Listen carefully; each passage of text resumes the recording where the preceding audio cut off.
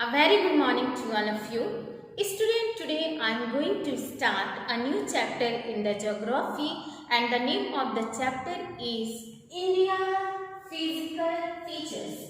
And in this chapter we shall study about the physical features of India. As you know that India is a vast country. It has cultural and physical variation और diversity. जैसा कि आपने पिछले chapter में पढ़ा कि भारत एक बृहद देश है, इसकी अपनी प्राकृतिक या भौगोलिक कह सकते हैं और साथ ही साथ सांस्कृतिक विषमताएं एवं विशेषताएं मौजूद है। तो हमने जो आज इस चैप्टर में हम जो है वो भारत की भौगोलिक विशेषता पे ही चर्चा करेंगे, यानी फिजिकल फीचर्स ऑफ इंडिया के बारे में पढ़ेंगे। तो India has varieties of landforms.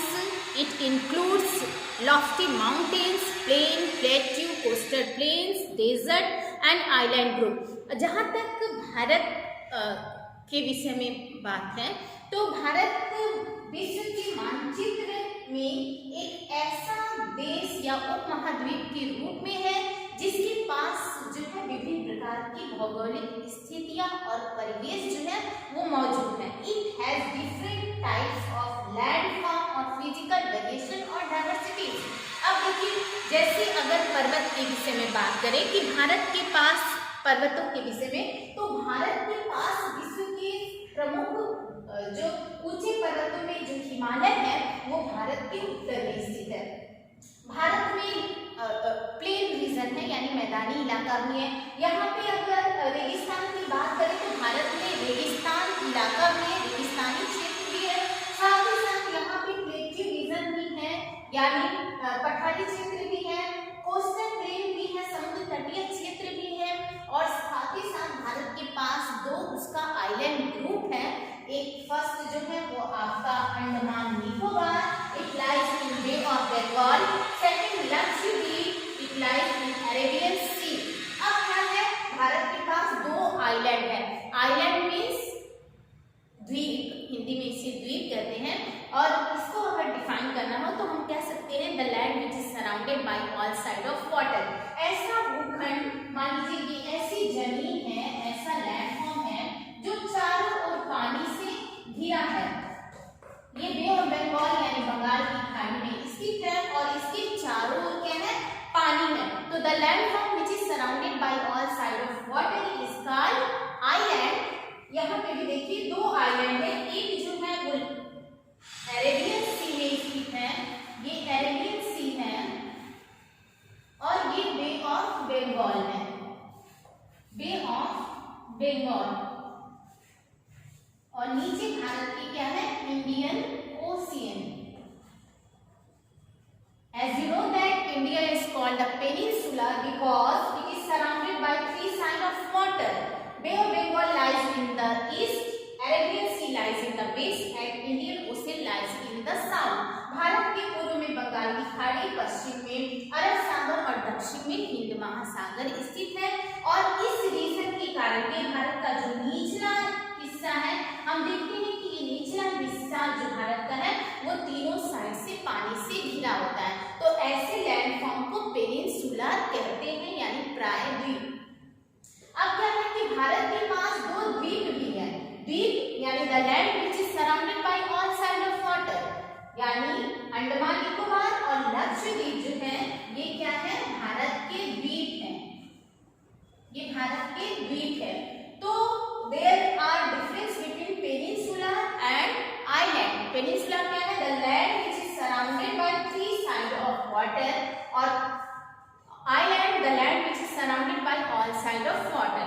तो इस तरह हम देख रहे हैं कि भारत एक ऐसा उपमहाद्वीप है, एक ऐसा देश है जहाँ पे कल्चरल वेरिएशन और डाइवर्सिटीज तो है ही। हम देखें कि कैसे भारत में भिन्न भिन्न धर्म के लोग हैं। यहाँ पे हिंदू, मुस्लिम, सिख, ईसाई, बौद्ध, जैन, पारसी के साथ साथ भारत में कई अनेक भाषाएं बोली जाती हैं। हिंदी, गुजराती, तमिल, तेलुगु, कन्नड़, कोंकणी, कश्मीरी। तो और साथ ही साथ कई यहाँ के कल्चरल वेरिएशंस है, खान पान में है, पहनावा में अंतर है। तो उसी तरह यहाँ की में फिजिकल वेरिएशन भी मौजूद हैं, भौगोलिक विभिन्नताएं भी मौजूद हैं।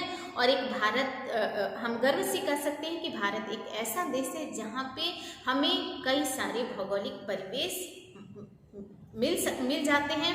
और माने विश्व में कई ऐसे हिस्सों को घूमने के बजाय हम भारत को अगर अच्छे से देख लें तो हमने बहुत कुछ देख लिया। तो फिजिकल जो डिवीज़न है भारत के, उसको मुख्यतः 7 भागों में बांटा गया है। तो क्या वो है, the main physical division of India are divided into main 7 categories. कौन कौन है? सबसे पहला है द ग्रेट हिमालय। क्या है?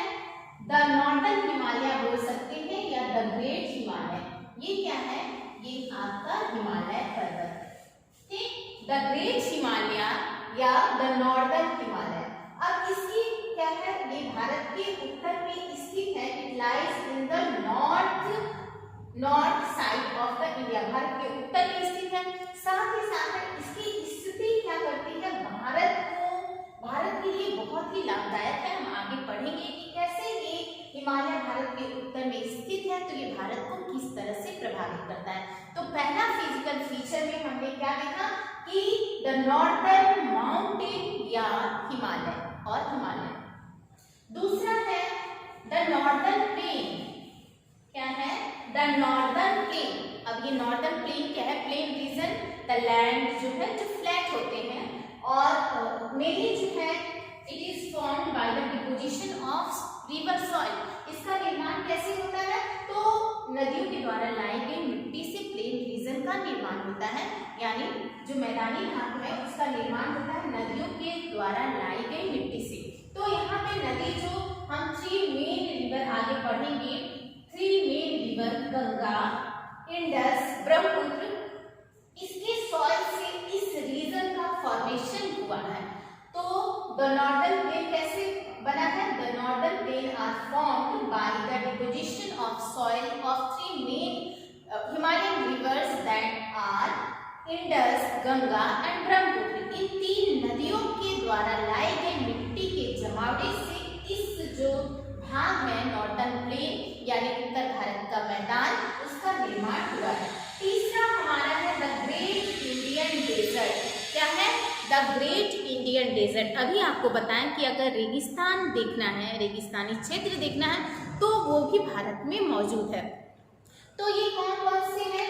तो द ग्रेट इंडियन डेजर्ट में Rajasthan, Gujarat, some part of Punjab and Haryana, ये चारों जो राज्य हैं वो रेगिस्तानी क्षेत्र में आते हैं। अगर जहाँ तक बच्चों से रेगिस्तान के बारे में पूछा जाए तो वो ज्यादातर जो है वो राजस्थान को ही इंडिकेट करते हैं, लेकिन राजस्थान, गुजरात ये जो है यहाँ पे ज्यादातर मात्रा में रेगिस्तान क्षेत्र है।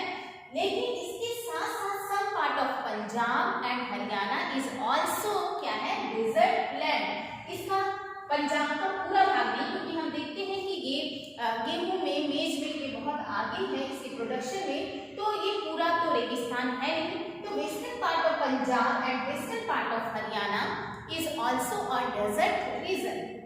इसका जो पश्चिमी भाग है वो रेगिस्तानी क्षेत्र है जो पाकिस्तान से लगा हुआ है। अब ये आप जो नेक्स्ट फिजिकल फीचर है वो है पेनिनसुलर प्लेट्यू। क्या है? Peninsular plateau. तो ये क्या है? प्लेट्यू आपने पढ़ा कि ऐसे लैंडफॉर्म जो पर्वत से कम ऊंचे होते हैं, ये भी लैंडफॉर्म है, इनकी भी ऊंचाई होती है लेकिन पर्वत से कम ऊंचे होते हैं, जिसका अपर पोर्शन जो होता है या तो बहुत ज्यादा फ्लैट होते हैं या तो कम होते हैं, और जो साइड्स होते हैं वो स्लॉपी होता है, उसमें ढलान होते हैं। And this landform is also called the table land. इसको और भी क्या कहा जाता है? टेबल लैंड के नाम से भी जो प्लेट्यू है उसको जाना जाता है। तो इस तरह हमने देखा कि जो मेन जो है आपके 4 जो फिजिकल डिवीजन अभी तक हमने देख लिया। फिर से इसको देखते हैं। पहला हमने देखा द नॉर्दर्न माउंटेन और द हिमालय, दूसरा पढ़ा द नॉर्दर्न प्लेन, तीसरा द ग्रेट इंडियन डेजर्ट, चौथा द ग्रेट इंडियन पेनिनसुला, इसे सदर्न प्लेट्यू या डेक्कन प्लेट्यू के नाम से भी जाना जाता है। इसके बाद जो नेक्स्ट फिजिकल फीचर है वो है कोस्टल प्लेन। क्या है? कोस्टल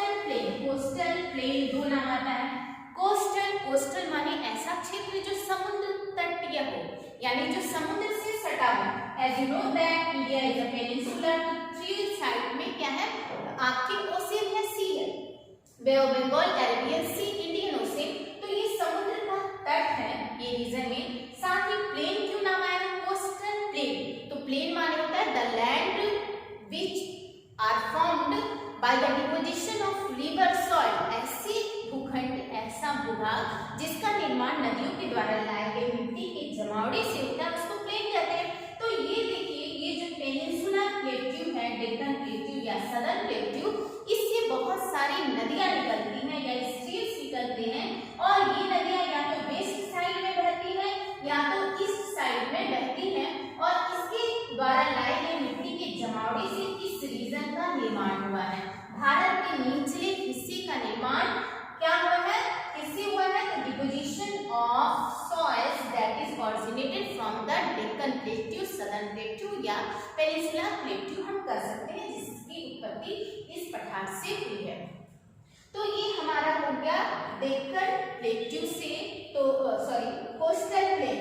अब है इसी कोस्टल प्लेन को किनारे से लेने की, जैसे इधर देख सकते हैं आप, इसको इस तरह और इधर इस तरफ, तो ये किस साइड में है, as you know that the direction आपको पता होगा, the upper portion is north, south, east, west. तो ये ईस्ट साइड में है, the lower portion of India में हम देख रहे हैं कि जो इधर का साइड है इसे हम ईस्टर्न घाट के नाम से जानते हैं। किस नाम से जानते हैं, ईस्टर्न घाट। और ये जो इधर का साइड है इसे हम वेस्टर्न घाट के नाम से जानते हैं, क्योंकि ये डायरेक्शन पे आधार है, और ghat means the bank of rivers, नदियों का किनारे को घाट कहते हैं, या the land which is originated और formation by the deposition of river soil. तो हम देख रहे हैं, क्योंकि अभी बताया आपको कि कैसे पेनिनसुलर प्लेट्यू से कुछ नदियां निकलती है जिसके डिपोजिशन से इस लैंडफॉर्म का निर्माण होता है। जो मेनली एनसीईआरटी की बुक में आप पढ़ेंगे तो वहाँ पे 6 फिजिकल डिवीजन आपको बताया गया है। ये ईस्टर्न घाट और वेस्टर्न घाट को इसी कोस्टल प्लेन रीजन पे ही मर्ज किया जाता है, ये अलग से आपको नहीं पढ़ने रहते हैं। और लास्ट जो है आपका फिजिकल फीचर क्या हो गया, द आइलैंड ग्रुप। क्या है, द आइलैंड ग्रुप, जिसमें भारत के पास 2 आइलैंड ग्रुप है, आइलैंड नहीं 2 आइलैंड ग्रुप है। आइलैंड ग्रुप मीन्स कि ये जो है आप देखेंगे कि यहाँ पे छोटे छोटे कई सारे डॉट्स बने हुए मैप में, यानी इस अंडमान निकोबार में केवल अंडमान एंड निकोबार आइलैंड एक आइलैंड नहीं है, इसमें कई सारे आइलैंड मौजूद हैं, क्योंकि ये बहुत छोटे छोटे हैं, यहाँ की पॉपुलेशन कम है, और चूंकि ये समुद्र के बीच का रीजन है, तो इसमें बहुत सारे ग्रुप ऑफ आइलैंड से भी जुड़ा हुआ है। उसी तरह यहाँ पे लक्षद्वीप, जो कि इसका पुराना नाम लाक्षद्वीप, मिनी द्वीप, ये जो है ये क्या है, यहाँ पे भी बहुत सारे आपके ग्रुप्स ऑफ आइलैंड मौजूद हैं। तो इस तरह हम देखें कि there are main 7 physical division of India. कौन कौन, फिर से एक बार देखिए, द ग्रेट हिमालय और the northern mountain, second the northern plane या द ग्रेट इंडियन प्लेन के नाम से भी जानते हैं, थर्ड आपका है द ग्रेट इंडियन डेजर्ट या थार डेजर्ट के नाम से भी इसको जानते हैं, चौथा है, फोर्थ जो है आपका है peninsular plateau, it is also called the southern plateau, Deccan plateau के नाम से भी इसे जानते हैं। फिफ्थ है आपका कोस्टल प्लेन यानी समुद्र तटीय क्षेत्र। सिक्स आपका है, इसी कोस्टल प्लेन को फिर फर्दर डिवाइड कर दिया गया है एक अलग फीचर्स के रूप में, eastern ghat and western ghat, and the last one is the island group of India, and there are 2 island group of India. Andaman Nicobar it lies in the bay of Bengal, जो कि बंगाल की खाड़ी में स्थित है। दूसरा Lakshadweep it lies in the Arabian Sea, जो कि अरब सागर में स्थित है। तो इस तरह हमने जो ब्रीफली है भारत के फिजिकल फीचर को समझा कि भारत की भौगोलिक परिवेश कैसे है। इसके बाद जो एक एक करके हम सारे फिजिकल डिवीजन को या फिजिकल फीचर्स को विस्तृत रूप से हम पढ़ेंगे। तो जो सबसे पहले हम फिजिकल फीचर को वो हमारा फिजिकल फीचर होगा द ग्रेट नॉर्दर्न माउंटेन या उत्तर का बृहद पर्वत और यानी हिमालय की बात कर रहे हैं हम हिमालय के बारे में। इसमें हम देखेंगे कि हिमालय जो है उसकी स्थिति क्या है, भारत को किस तरह से प्रभावित करता है, हिमालय को कितने भागों में बांटा गया है, रेंजेस के आधार पे, नदियों के आधार पे, तो इसको बृहद रूप से आगे पढ़ेंगे। The first physical feature of India that is northern mountain और the Himalaya, and in this feature we will discuss about the location, uses, division and limitation of Himalaya. इसमें क्या हमको इस जो टॉपिक है उसमें हम हिमालय माउंटेन की स्थिति, उसके लाभ और उसकी क्या सीमाएं हैं और साथ ही साथ उसको कितने भागों में विभाजित किया गया है उसके विषय में चर्चा करेंगे। तो first of all it lies in the northern part of India. सबसे पहले अगर इसकी स्थिति के विषय में हम देखें तो ये भारत के उत्तर में स्थित है। It stretches from Jammu and Kashmir in west to Arunachal Pradesh in east. अगर इसकी विस्तार को देखें, स्थिति और विस्तार को, तो अगर राज्य के आधार पे हम देखें तो ये पश्चिम में जम्मू और कश्मीर से लेके पूर्व में अरुणाचल प्रदेश तक फैला है, यानी it stretches from Jammu and Kashmir in west to Arunachal Pradesh in east. और अगर नदियों के आधार पे इसके विस्तार को हम देखें, स्थिति को देखें, तो हम देखेंगे कि it stretches from Indus river in west to Brahmaputra river in east, यानी यह पश्चिम में सिंधु नदी से लेके पूर्व में ब्रह्मपुत्र नदी तक इसका विस्तार है। तो सबसे पहले हम इसकी स्थिति देखें कि यह भारत के उत्तर दिशा में स्थित है और it act as a natural boundary. ये क्या है, भारत के लिए प्राकृतिक दीवार या सीमा के रूप में कार्य करता है। कैसे, तो इसके क्या है, इसकी स्थिति भारत के लिए प्राकृतिक रूप से वरदान है, क्योंकि हम फिजिकल फीचर में पढ़ रहे हैं। किस आधार पे वरदान है, क्योंकि ये भारत को बहुत ही विस्तृत रूप से प्रभावित करता है। सबसे पहले क्या कि इसकी ये जो भारत के उत्तर में स्थित है, तो ये साइबेरियन, इसके ऊपर में जो है ये यूरेशिया रीजन है, साइबेरियन रीजन, और ये जो है ठंडा क्षेत्र है, ठंडा प्रदेश है। तो यहाँ से आने वाली ठंडी हवाओं को भारत में प्रवेश करने से ये रोकता है, यानी Himalaya act as a natural boundary और नेचुरल वॉल। तो ये क्या करता है, एक प्राकृतिक दीवार का काम करता है। अगर ये नहीं रहता भारत के उत्तर में तो भारत में कड़ाके की ठंडी पड़ती। दूसरा क्या है कि इसकी स्थिति, अभी हम इसके कई सारे यूजेस हैं। ये क्या है, it is a shelter house of flora fauna. फिर इसके पहले हमने वीडियो में देखा और जो प्रीवियस क्लास है उसमें डिस्कस किया कि जो भारत की 3 प्रमुख नदियां हैं, इंडस, गंगा, ब्रह्मपुत्र, सिंधु, गंगा और ब्रह्मपुत्र, ये तीनों जो है इस माउंटेन से ही निकलती है और इसके द्वारा लाई गई ट्यूब के डिपोजिशन से ही नॉर्दर्न प्लेन का निर्माण हुआ है, जो कि भारत का सबसे ज्यादा फर्टाइल और पॉपुलेटेड एरिया है। तो इसकी अब देखेंगे हम कि ये क्या है, आर्क की तरह फैला है। आर्क मीन्स धनुष की तरह, ये धनुष की तरह है। भारत में इसकी स्थिति जो है ये उत्तर दिशा में धनुष की तरह है। तो यहाँ पे हम देखेंगे कि जो जम्मू कश्मीर है, इसकी जो जो हिमालय माउंटेन है, उसकी टोटल जो लेंथ है ये 2500 किलोमीटर है। ये 2500 किलोमीटर लंबा है और इसकी जो ब्रीथ है, चौड़ाई है, ये वेरीज करती है, यानी ये एक समान हर जगह नहीं है। अगर जम्मू कश्मीर की बात करें तो इस राज्य में इसकी जो ब्रीथ है वो क्या है, यहाँ पर देखेंगे ये पूरा जो है ये क्या है आपका हिमालय रीजन है।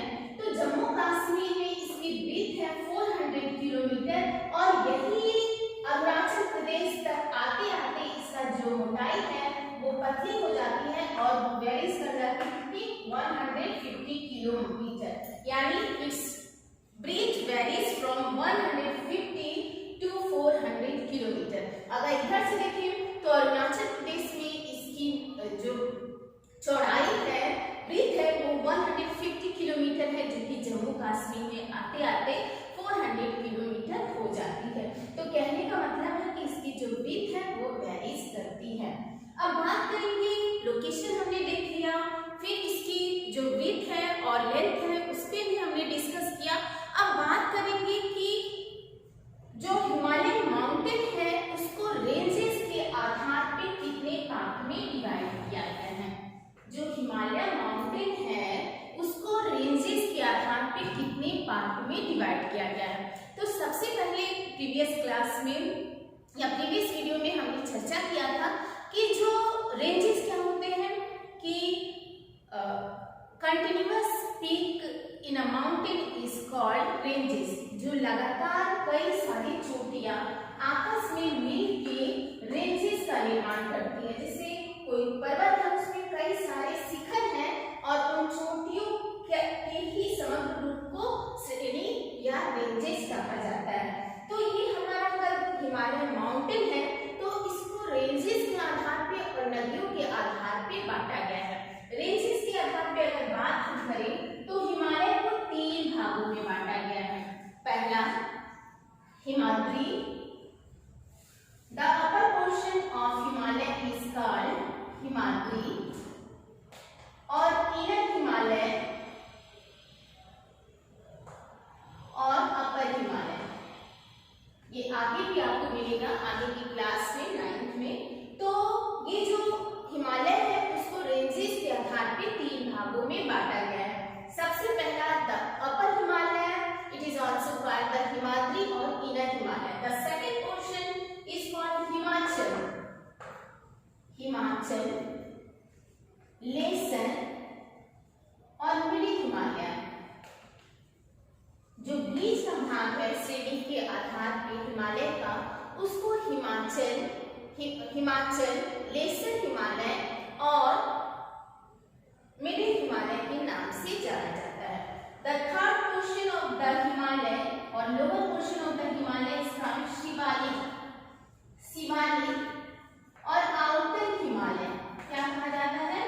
शिवालिक और आउटर हिमालय। नदियों के आधार पे बाद में चर्चा करेंगे, पहले हम श्रेणी के आधार पे देख रहे हैं। तो Himalaya is divided into 3 part on the basis of its ranges. First the upper Himalaya is called Himadri, the second is और the middle Himalaya is called Himachal और lesser Himalaya, and the last one और the lower portion of the Himalaya is called Shivalik और outer Himalaya. The first portion अगर हिमाद्री की बात करें तो इसके नाम से ही it originated from the Sanskrit word himadri, that means it is always covered with the snow or ice sheet। अगर हिमाद्री मतलब ऐसा क्षेत्र जो हमेशा बर्फ से या हिम से आच्छादित हो, तो ये जो फर्स्ट अपर हिमालय है ये सदैव बर्फ से ढका रहता है। दूसरा जो है हिमाचल, ये क्या है? ये सेकंड पोर्शन है और थर्ड है हमारा शिवालिक। तो इसके बाद हम इस पे जो है विस्तृत रूप से चर्चा करेंगे। आज जो हम है श्रेणी के आधार पे, रेंजेस के आधार पे हिमालय को कितने भागों में बांटा गया है उस पर चर्चा करेंगे। तो सबसे पहले अगर रेंजेस की बात करें तो रेंज मतलब क्या होता है, श्रेणी मतलब क्या होता है? It is the continuous peak of any mountain. ये क्या है कि किसी भी पर्वत में जो, क्योंकि आप जानते हैं कि पर्वत क्या है, माउंटेन किसी कहा जाता है, ये आपने major landform of the earth previous chapter में पढ़ा कि पर्वत क्या है कि ये सबसे ऊंचा लैंडफॉर्म है जिसपे पीक पाए जाते हैं। इट मे बी राउंडेड और कॉनिकल। पर्वत क्या होता है? ऐसा भूखंड जो पृथ्वी पे जिसकी ऊंचाई सबसे ज्यादा होती है और जिसमें चोटियां पाई जाती हैं। ये चोटी जो है या तो राउंडेड होती है या तो कॉनिकल होती है। जैसा कि उदाहरण में आपने 4 टाइप्स के माउंटेन पढ़ा, fold mountain, block mountain, volcanic mountain और रेसिडुअल माउंटेन। और साथ ही आपने जो पर्वत की कई सारी विशेषताएं हैं उसको इन माउंटेन्स के प्रकारों में देखा। तो आज जो हम है हिमालय में देखेंगे कि रेंजेस क्या है। रेंजेस में हम बात कर रहे थे, तो रेंज क्या है कि किसी भी पर्वत में जो कंटिन्यूअस पीक लगे होते हैं, जैसे एक पीक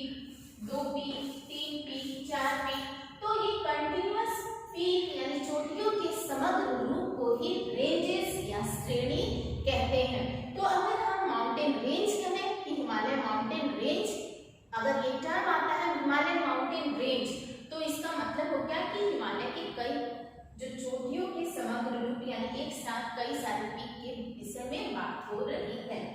तो यहाँ पे हम देखेंगे कि रेंजेस के आधार पे अब बात कर रहे हैं हम कि डिवीजन ऑफ हिमालय की, कि हिमालय को कितने भागों में बांटा गया है इसी रेंज के आधार पे। तो Himalaya is divided into main 3 part on the basis of their ranges.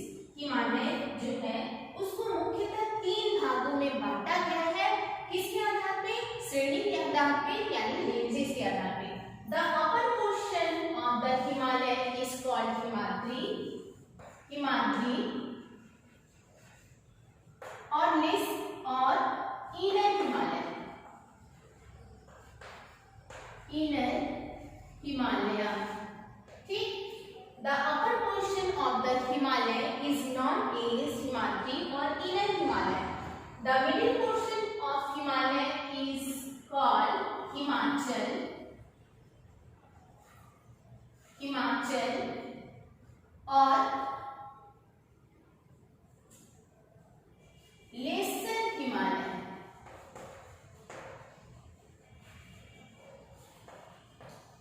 Himachal or lesser Himalaya, and the last one and the lower portion of Himalaya is called Shivalik, Shivalik और outer Himalaya। इस तरह हम देखें इस श्रेणी के आधार पे हिमालय को निम्नलिखित 3 भागों में बांटा गया है। सबसे ऊपरी जो हिस्सा है उसको हिमाद्री या इनर हिमालय कहते हैं, जो बीच का हिस्सा है उसे हिमाचल या लेसर हिमालय कहते हैं, और बाहरी जो हिस्सा है सबसे नीचे का हिमालय को उसको आउटर या शिवालिक हिमालय कहते हैं। अब हम इसकी जो फॉर्मेशन है या कॉम्पोजिशन है और किस आधार पे इसको डिवाइड किया गया है उस पर चर्चा कर रहे हैं। तो सबसे पहले हम the upper portion of the Himalaya Himadri के बारे में देखेंगे, यानी इस पोर्शन को हम देखेंगे। तो सबसे पहले इसका नाम क्या है, Himadri. The word is a Sanskrit word, it is originated from Sanskrit word जिसका मीनिंग है जो हिम से आच्छादित, यानी it always covered with ice sheet. ये जो पोर्शन है ये हमेशा बर्फ से ढका होता है। उसे जैसे जनरली तौर पे ड्राइंग की क्लास में क्या होती है, छोटे भी क्लास में आपने देखा होगा, जब भी आपने ड्राइंग बनाना शुरू किया हो तो अगर पर्वत या सीनरी का चित्र बनाना ना रहता है तो बच्चे जनरली ऐसे फिगर ड्रॉ कर देते हैं किसी पर्वत का, और अपर पोर्शन को इस तरह कर देते हैं। पिक्चर आर्ट की जो टीचर होती है वो जनरली यही सिखाई जाती है, या जो बुक होते हैं उसमें इस तरह रहते हैं। नीचे का कलर ब्लू से किया जाता है या ब्राउन से, और ऊपर व्हाइट से भी ऊपर भी व्हाइट आप रखते हैं या भरे होंगे। ये किससे, तो ऊपर बताया जाता है कि बर्फ जो पर्वत है उसका ऊपरी हिस्सा जो है वो अधिकतर जो है वो बर्फ से ही ढका होता है, क्योंकि ये सबसे ऊंचा लैंडफॉर्म है। और इसका कारण क्या होता है उस समय में ही बताया जाता है। ये साइंस क्या है, इसमें ज्योग्राफी का ही भूगोल का साइंस जो है, या आप कह सकते हैं कि वो छुपा है। क्या है वो, कि जैसे जैसे हम ऊंचाई पे जाते हैं, अब इसमें देखिए जैसे जैसे आप ऊंचाई पे जाएंगे टेम्परेचर जो है वो डिक्रीज होता है। क्या होता है कि जैसे जैसे आप ऊंचाई पे जाएंगे टेम्परेचर जो है, तापमान जो है वो घटता है, और तापमान घटना यानी ठंडी का अनुभव होना, यानी आप ऊंचाई पे जाएंगे तापमान घटेगा यानी ठंडे का अनुभव होना। तो यहाँ पे इस रीजन का जो ये ऊपर माउंटेन का जो अपर पोर्शन होता है, ऊपरी हिस्सा होता है, वो क्या होता है, सदैव बर्फ से ढका होता है। यही कारण है the upper portion of Himalaya is always covered with ice sheets. अब क्या है कि ये हिमालय रीजन है ये हमेशा बर्फ से ढका होता है, और साथ ही देखिए क्या है कि अगर मान लीजिए सपोज कीजिए ये सन है, दिन में जब सूरज की रोशनी इस पे पड़ती है तो क्या होता है, जो बर्फ होता है वो पिघलना शुरू कर देता है। चूंकि ये आइस शीट है, सिंपल स्नो नहीं है कि पिघल मेल्ट करेगा और ये पानी के रूप में कन्वर्ट हो जाएगा। इसका जो लैंड है, यहाँ की जो भूमि है, मिट्टी है, वो बर्फ के की चादर से ढकी है, तो तापमान बढ़ने पे क्या होता है कि सूरज की रोशनी मिलने पे क्या होता है कि ये आइस शीट्स जो है वो हल्के हल्के मेल्ट करके स्लाइड करते हैं। यहाँ पे जो हम स्लाइड वर्ड का यूज करेंगे, खिसकने का, तो जब बर्फ की चादर जो है वो स्लाइड करती है, उससे किस चीज का फॉर्मेशन होता है, ग्लेशियर का। किसका फॉर्मेशन होता है, ग्लेशियर यानी हिम नदी का। यानी जब आइस शीट मेल्ट करते हैं और स्लाइड्स करते हैं, उस फॉर्मेशन को हम ग्लेशियर के नाम से जानते हैं। ग्लेशियर मीन्स हिम नदी यानी बर्फ की नदी। तो यहाँ पे जो है ये हम पढ़ेंगे कि यहाँ पे क्या होता है, आइस शीट होता है। द अपर पोर्शन इन हिमालय क्या होता है, आइस शीट होता है। ये आइस शीट स्लाइड्स करते हैं जिसे ग्लेशियर के नाम से जाना जाता है, और इसका टेम्परेचर बहुत अपर पोर्शन ऑफ हिमालय बहुत कम रहता है, इसलिए कि बर्फ से ढका होता है। अगर बात करें फिर ये जो लाइन है, ये बाउंड्री जो है नेचुरल है, अब किस वजह से बनती है, ये प्राकृतिक कारण है। इसका जो कोई साइंटिफिक रीजन हो भी सकता है, जो कि क्या है, बस इतना आपको जानना है कि ये जो हिमाद्री का या किसी भी पर्वत का एक ऐसी सीमा रेखा होती है जहां तक बर्फ जो है वो ढका होता है। इस पोर्शन को कहते हैं स्नो लाइन, स्नो लाइन या हिम रेखा, स्नो लाइन या हिम रेखा। अब क्या होता है कि इसी लाइन के ऊपर तक, इसी रेखा के ऊपर तक ही बर्फ जो है वो ढका होता है, या जो आइस है, आइस शीट्स है, वो मेल्ट करते हैं। और जैसे ही ये स्नो लाइन को पार करते हैं, ये कन्वर्टेड इनटू बॉटल और रिवर। जैसे कि ये स्नो लाइन को पार करेंगे, ये नदी के रूप में परिवर्तित हो जाते हैं। यानी नदियों का विस्तार हमको हिमालय के किस रीजन में मिलेगा, तो हिमाचल में। और अगर बात करें ग्लेशियर की, तो ग्लेशियर किसमें मिलेगा, तो हिमाद्री में। अब हम बात करेंगे सेकंड, वो सेकंड क्या है, द हिमाद्री रीजन के विषय में। हिमाद्री क्या है, जो कि आप पहले आपने देखा, the second portion of the Himalaya is called Himachal. और इसमें हम देख रहे हैं कि नदियों का फॉर्मेशन हो रहा है। अगर नदी की बात करें तो 3 मेन रिवर जो हिमालय माउंटेन की है, इंडस, गंगा, ब्रह्मपुत्र, वो आपको इसी रीजन में दिखाई देगी। किस रीजन में, द हिमाचल रीजन में। अगर ग्लेशियर की बात करें तो as you know that Ganga is originated from Gangotri Gomukh glacier and Yamuna is originate from Yamunotri glacier. तो ये ग्लेशियर जो है, ये मान लीजिए अगर गंगा है तो इधर वो ग्लेशियर के फॉर्म में है, गंगोत्री के फॉर्म में।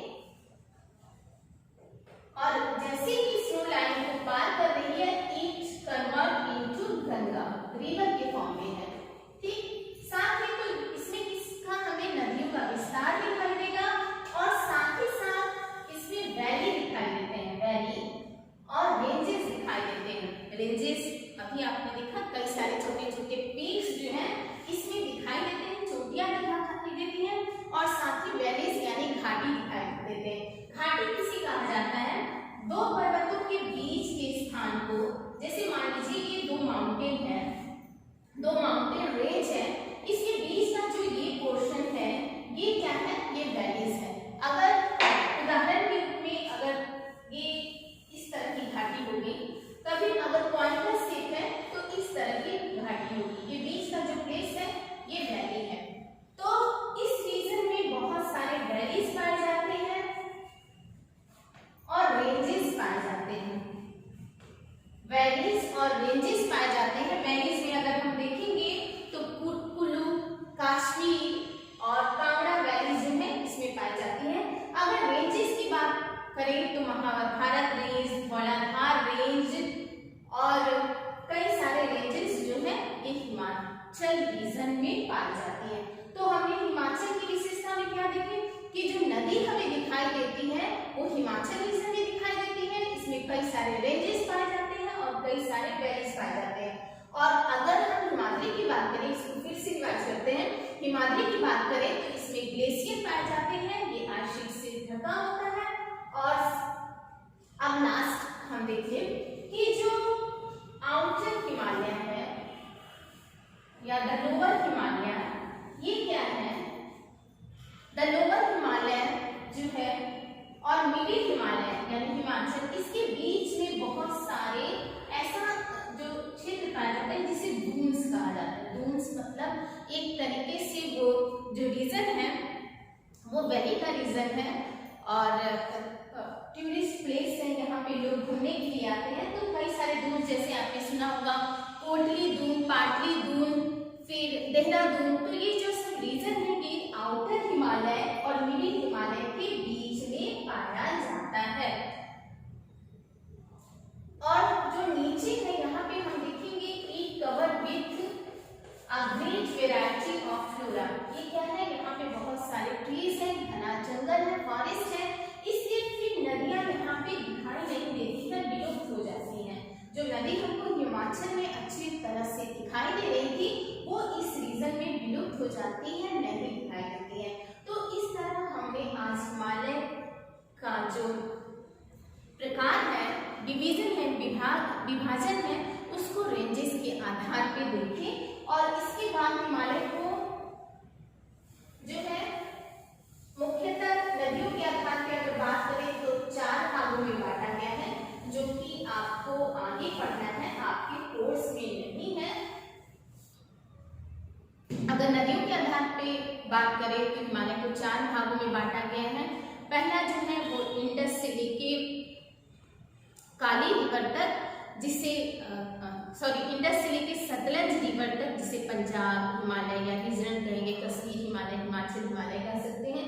फिर सतलज से लेके काली हिमालय तक कुमायूं हिमालय, फिर कुमायूं से लेके तीस्ता तक नेपाल हिमालय, और लास्ट में तीस्ता से लेके ब्रह्मपुत्र या धियांग तक जो है आसाम हिमालय के नाम से जाना जाता है, जो कि आप आगे पढ़ेंगे। अभी आपके कोर्स में है on the basis of ranges Himalaya divided into 3 main categories और डिवीजन।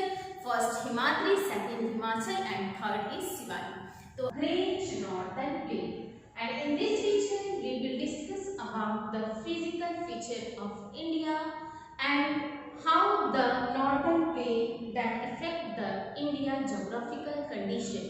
जो ये टॉपिक है आज का हमारा द ग्रेट नॉर्दर्न प्लेन यानी महान उत्तरी मैदान, इसमें हम ये पढ़ेंगे कि कैसे जो उत्तर का मैदान है यानी नॉर्दर्न प्लेन है वो भारत को किस तरह प्रभावित करता है, और साथ ही इसके क्या यूजेस हैं और क्या लिमिटेशन है, इस पर भी हम चर्चा करेंगे। तो सबसे पहले अगर इसकी लोकेशन की बात करें तो हमने इससे पहले पढ़ा था, as you know that there are main 6 physical division of India. First the great Himalaya, second northern plain, third the Thar desert और the great Indian desert, fourth peninsular plateau, fifth coastal plain, जिसमें आपके बुक में एक अलग से topic दे दिया गया है ईस्टर्न घाट एंड वेस्टर्न घाट, और 6 जो है वो लास्ट जो है वो क्या है, the island group of India. तो ये 6 major physical division of India है, यानी जो 6 प्रमुख जो है ज्योग्राफिकल कंडीशन भारत का निर्धारित किया गया है। तो इसमें सबसे पहले आपने द नॉर्दर्न माउंटेन और द हिमालय कवर किया। आज जो फीचर्स हैं द ग्रेट नॉर्दर्न प्लेन, उस पर हम विस्तृत रूप से चर्चा कर रहे हैं। तो सबसे पहले इसकी लोकेशन की बात करें तो it lies in the south of the great Himalaya and the north of peninsular plateau. उदाहरण के रूप में अगर देखें तो ये जस्ट लाइक जो है ये मैंने समझने के लिए बनाया है।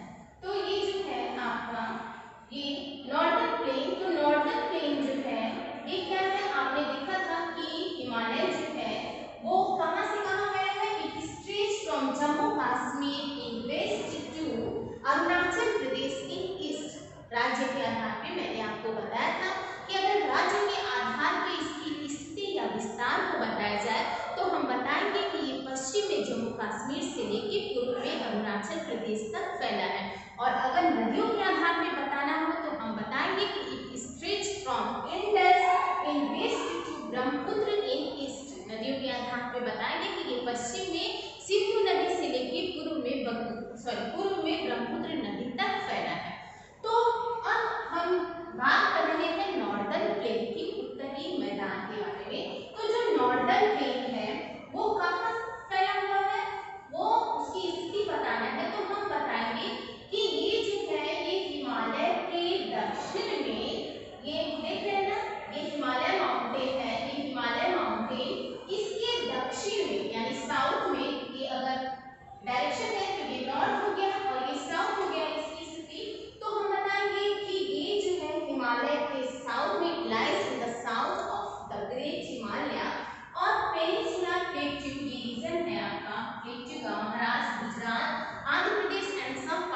तेलंगाना ये पेनिनसुलर प्लेट्यू, डेक्कन प्लेट्यू और सदर्न प्लेट्यू का रीजन है।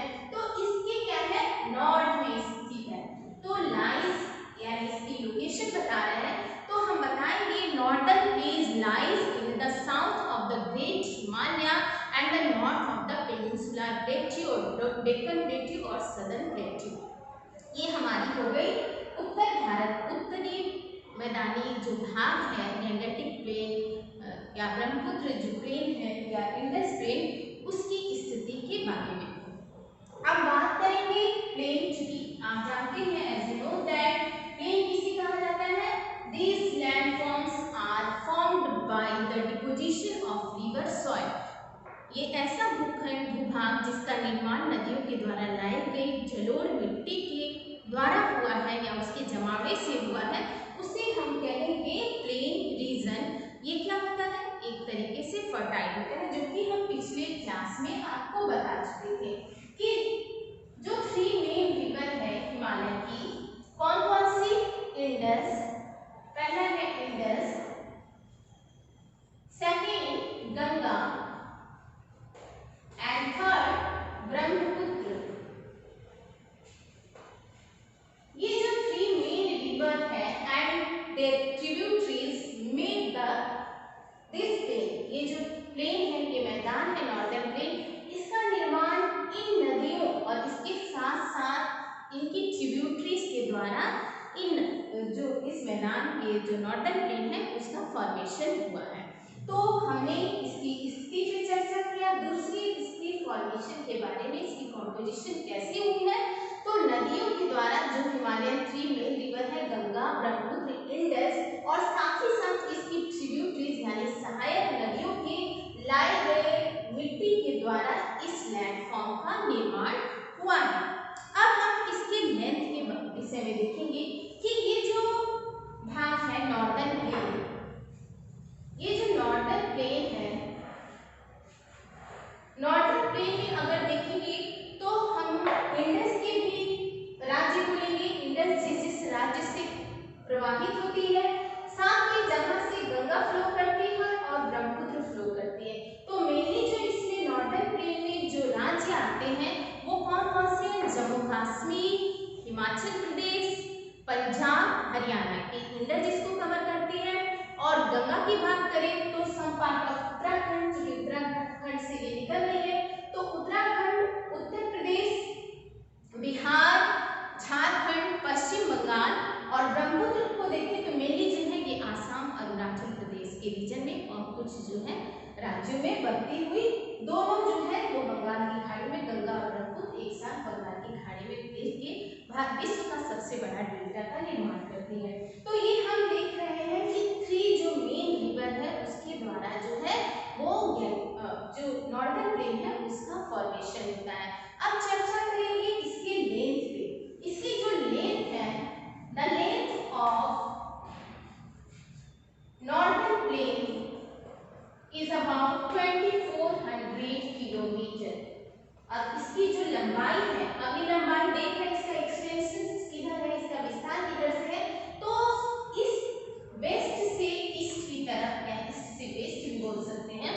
तो इसका विस्तार हम देख रहे हैं पूरब से पश्चिम की ओर है और इसकी जो टोटल लेंथ है पूरब से पश्चिम की ओर वो है इट इज अबाउट 2400 किलोमीटर। तो 2400 किलोमीटर इसकी लंबाई है और इसका ब्रीथ जो है वो वेरी करता है, जैसे हमने आपको बताया था हिमालय में कि जो हिमालय है वो अरुणाचल प्रदेश में 150 है और जाके फिर वो आपका जम्मू कश्मीर में 400 किलोमीटर उसकी मोटाई हो जाती है। ठीक उसी तरह जो नॉर्दर्न प्लेन है उसकी भी जो ब्रीथ है वो वेरीज करती है और ये 90 to 100, ज़्यादा इसमें डिफरेंस आपको नहीं मिलेगा।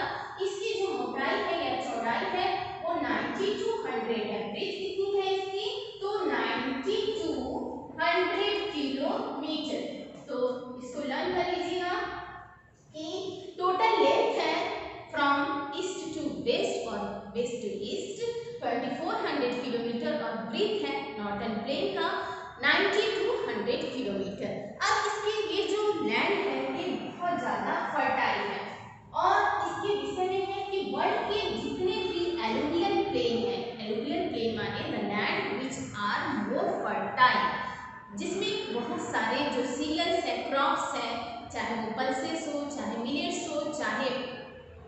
चाहे वो ऑयल सीड हो और भी कई सारे सीरियल्स जो है वो आसानी से प्रोड्यूस किए जा सकते हैं। तो विश्व के जो भी आपके एलुवियल प्लेन्स हैं, चाहे तो चाइना का या सिंकियांग या मोंगो का प्लेन ले लीजिए, चाहे इजिप्ट का प्लेन ले लीजिए, चाहे तो उसी तरह भारत का जो ये आपका नॉर्दर्न प्लेन है ये भी बहुत ज़्यादा फर्टाइल है। फर्टाइल मीन्स उपजाऊ, जिसमें आसानी से हम अनाज हुआ, फल फूल सब्जियों की खेती आसानी से कर सकते हैं। तो ऐसे लैंड को फर्टाइल लैंड कहा जाता है। तो ये जो लैंड है नॉर्दर्न प्लेन, ये क्या है, ये बहुत ज़्यादा फर्टाइल है, जिसमें प्रमुख रूप से अगर हम पर्वतीय क्षेत्र को छोड़ दें, इंडस के पार्ट को और ब्रह्मपुत्र के पार्ट को, क्योंकि ये दोनों क्या है पर्वतीय क्षेत्र से ज़्यादा होकर गुजरती हैं, तो यहाँ की लैंड उतनी एलुवियल नहीं है। लेकिन यहाँ से शुरू करें पंजाब, इंडस का जो प्रवाही क्षेत्र है, Punjab, some part of Haryana और उत्तर प्रदेश जो कि गंगा और उत्तर प्रदेश, बिहार, झारखंड, पश्चिम बंगाल, तो ये सब क्या है, ये भारत का फर्टाइल लैंड है, स्टेट है। और भारत की जो ज्यादा जनसंख्या, जो एक तरीके से ऑक्यूपेशन जो है एग्रीकल्चरल, भारत जो है एक एग्रीकल्चरल कंट्री कहलाता है, उसका सबसे ज्यादा प्रोडक्शन जो है इसी क्षेत्र में होता है। दूसरा बात, ये सबसे ज्यादा फर्टाइल लैंड है, पॉपुलेशन भी यहाँ पे ज्यादा है, चूंकि ये कल्टीवेशन के लिए और साथ ही साथ ट्रांसपोर्टेशन, कम्युनिकेशंस और आपका शेल्टर हाउस निर्माण करने के लिए ये जो फ्लैट लैंड है वो बहुत ज्यादा उपयुक्त है। कहने का मतलब है कि ये प्लेन जो है वो क्या होता है, the land which are flat, आप पढ़ें कि ये समतल होता है, इस पे आसानी से हम कंस्ट्रक्शन, इंफ्रास्ट्रक्चर कर सकते हैं, चाहे किसी बिल्डिंग का निर्माण करना हो, चाहे ट्रांसपोर्टेशन के लिए आपके उसके मोड्स के निर्माण करने हो, चाहे वाटरवेज हो, चाहे आपके रोडवेज हो, चाहे रेलवेज हो, तो ये आसानी से कंस्ट्रक्ट जो है ये मैदानी भाग में किया जा सकता है। इसलिए हम देखते हैं कि ये जो रीजन है यहाँ पे बहुत सारी फैसिलिटीज जो है वो उपलब्ध है, साथ साथ नेचुरली, क्योंकि ये नेचुरली जो है ये बहुत अच्छा है। इस वजह से यहाँ पे जो आर्टिफिशियल ह्यूमन मेड कोई भी टेक्नोलॉजी है वो आसानी से डेवलप किए जा सकते हैं भारत के अन्य भागों की तुलना में। अब हम देखेंगे कि लास्ट जो है कल्टीवेशन हो गया, लार्जेस्ट एलुवियल डेल्टा हो गया, और एक तरीके से ये जो हमारा टॉपिक है द ग्रेट नॉर्दर्न प्लेन ये कंप्लीट होता है। इसके बाद इसको फिर से इजी वे में एक बार देख लें समरी की तरह कि जो भारत है उसको 6 फिजिकल डिवीजन में बांटा गया है। As you know that there are 6 physical division of India, the great Himalaya, northern plain, the Thar desert, the peninsular plateau, the coastal plain and the island group of India. तो ये जो 6 फिजिकल डिवीजन है, इसमें जो नॉर्दर्न प्लेन है ये हिमालय के दक्षिण में और पेनिनसुलर प्लेट्यू यानी दक्कन का पठार या दक्षिण का पठार के नॉर्थ में स्थित है।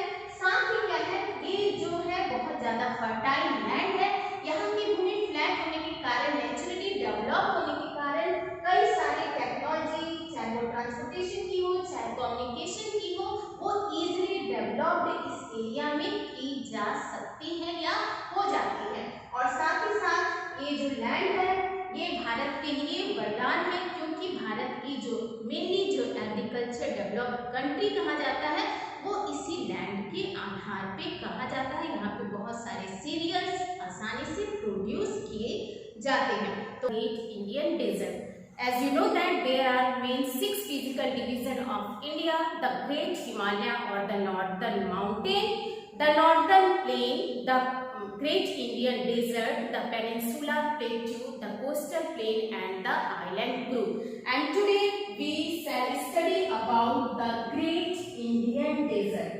चूँकि जो आज जो हम हैं भारत के रेगिस्तान, जिसे हम थार डेजर्ट के नाम से भी जानते हैं, थार मरुस्थल, उसके विषय में चर्चा करेंगे। तो सबसे पहले अगर इसकी हम लोकेशन या स्थिति पे चर्चा करें तो हम पाएंगे it lies in the western part of the India. कहाँ पे? तो it lies in the western part of the India. ये भारत के पश्चिमी भाग में स्थित है। अगर भारतीय रेगिस्तान की बात करें तो सबसे पहले ये जो रेगिस्तान है थार डेजर्ट, इसे थार डेजर्ट के भी नाम से जानते हैं, और it is the one of the largest desert in the world. ये विश्व के जितने भी बड़े रेगिस्तान हैं उसमें एक भारत का जो थार डेजर्ट है वो भी माना जाता है।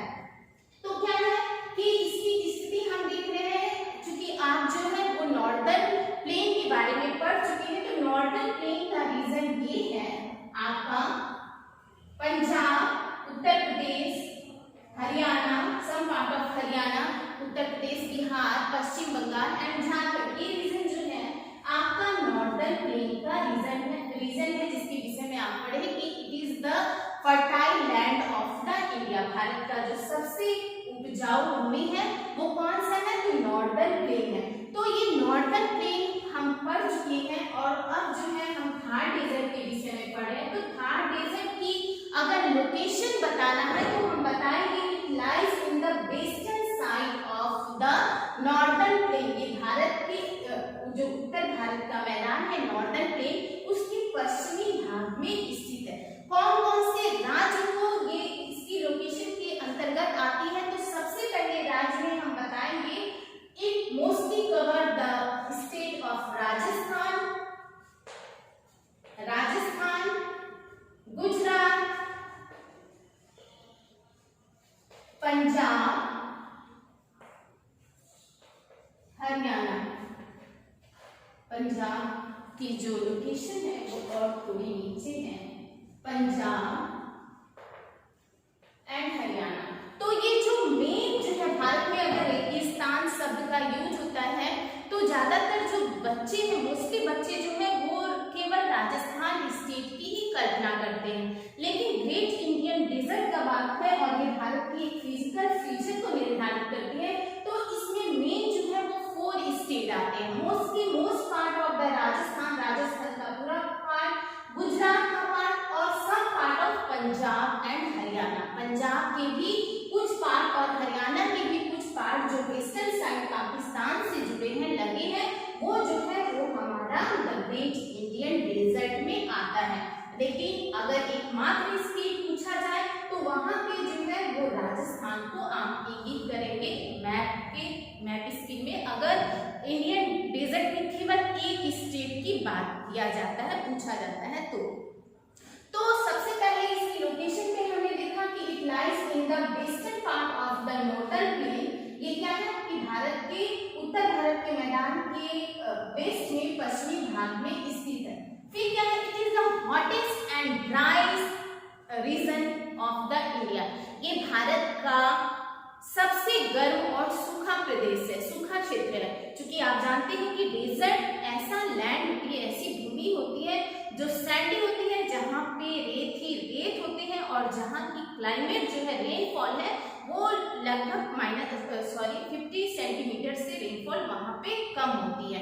तो ऐसे रीजन को डेजर्ट कहते हैं। तो पंजाब की तो हम पूरे क्षेत्र को नहीं लेंगे, पंजाब हरियाणा का सम पार्ट, राजस्थान का भी जो वेस्टर्न पार्ट है, अगर उसको 2 भागों में बांटा जाए, मारवाड़ मेवाड़ रीजन, तो जो वेस्टर्न का क्षेत्र है वो ज्यादा सूखा है और जहाँ पे -20 सेंटीमीटर से भी 20 सेंटीमीटर से भी कम वर्षा होती है। तो ये जो मेन है आपका क्या है? The great Indian desert. और यहाँ पे इसकी विशेषता है कि यहाँ पे जो रिवर्स हैं वो भी बहुत कम होती है। There are some streams it have lake of waters और जो it mainly depend on the rainfall। ये जो यहाँ पे नदियाँ जो है वो बहुत कम होती हैं। यहाँ पे कुछ स्ट्रीम्स बहती हैं जो कि इससे वर्षा पे ही निर्भर करती है, वर्षा के जल से ही वो भरी होती है और जब वर्षा खत्म हो जाता है तो उसकी पानी भी कम हो जाती है या समाप्त हो जाती है। क्योंकि हम देखते हैं कि इस रीजन में वर्षा भी बहुत कम होता है। तो यहाँ पे एकमात्र जो रिवर है वो है लूनी रिवर, जो कि इनलैंड रिवर भी मानी जाती है, जो कि भारत की एकमात्र अंतर प्रवाहित नदी लूनी नदी जो कि कहाँ पे बहती है, राजस्थान में। तो कभी कभी क्वेश्चन पूछा जाता है कि भारत की एकमात्र अंतर प्रवाहित नदी का नाम बताइए, तो वो कौन है, लूनी रिवर। क्या नाम है, लूनी, LUNI। लूनी जो रिवर है ये कहाँ पे है, ये राजस्थान में है और ये बालू के नीचे ही बहती है। इसका अधिकतर भाग जो है वो बालू के नीचे प्रवाहित होता है। तो ये राजस्थान की एकमात्र नदी है, बल्कि भारत की एकमात्र नदी है जो अंतर प्रवाहित नदी है। फिर क्या है कि ये जो नदी है ये वर्षा पे डिपेंड होती है, चूंकि आप जानते हैं वेजिटेशन की बात अगर हम करें तो ये ऐसा रीजन है जहाँ पे रेनफॉल कम होता है। अगर वेजिटेशन आप चैप्टर पढ़े होंगे प्रीवियस क्लास में तो आपको पता होना चाहिए कि यहाँ पे कौन किस तरह के वेजिटेशन पाए जाएंगे, थॉर्नी बुशेस जो आपके ये हैं वेजिटेशंस हैं वो पाए जाएंगे। जैसे एग्जांपल के रूप में बबूल हो गया, कीकर हो गया, एकेसिया हो गया, कैक्टस हो गया, एलोवेरा हो गया, ये सब जो प्लांट्स हैं या ट्रीज हैं इस रीजन में पाए जाते हैं। और इस रीजन में आपको पता है कि बहुत ज़्यादा गर्मी होती है, धूल भरी आंधियाँ चलती हैं, दिन जो है वो बहुत ज़्यादा गर्म होता है जबकि रात ही उतना ठंडा होता है।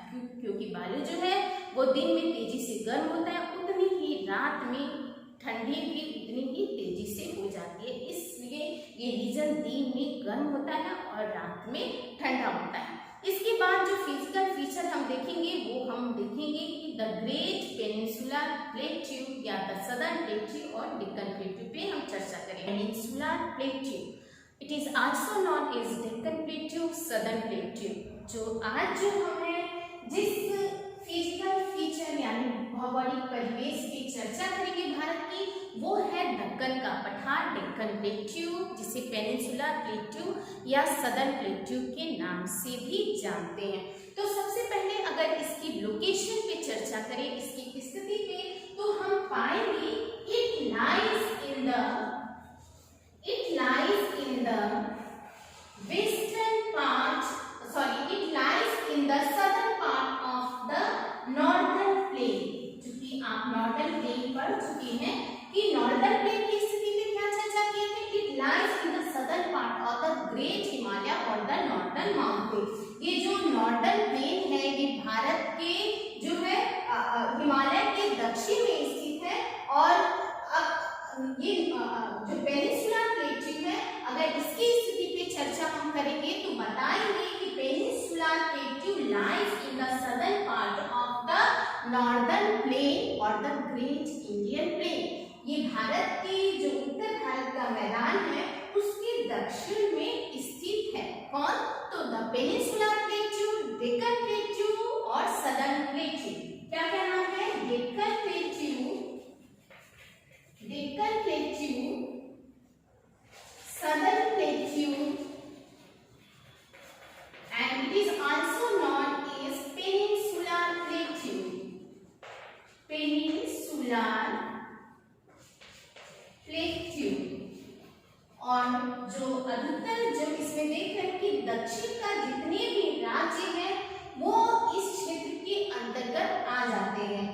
सम पार्ट ऑफ महाराष्ट्र, छत्तीसगढ़, फिर आपके उसके नीचे अगर ले लेंगे तो आपका जो भी रीजन है आंध्र प्रदेश, तेलंगाना, केरल, तमिलनाडु, कर्नाटक, ये सब रीजन जो है ये जो है डेक्कन प्लेट्यू या पेनिनसुलर प्लेट्यू का रीजन है, जिसमें मोस्टली जो है ये महाराष्ट्र, आंध्र प्रदेश, सम पार्ट ऑफ तेलंगाना जो है वो शामिल है। तो हम देख रहे हैं इसकी लोकेशन पे, तो ये लोकेशन कहाँ बताएंगे कि जो पेनिनसुलर प्लेट्यू है, डेक्कन प्लेट्यू, ये नॉर्दर्न प्लेन के साउथ में स्थित है। कहाँ है, तो नॉर्दर्न प्लेन के साउथ में।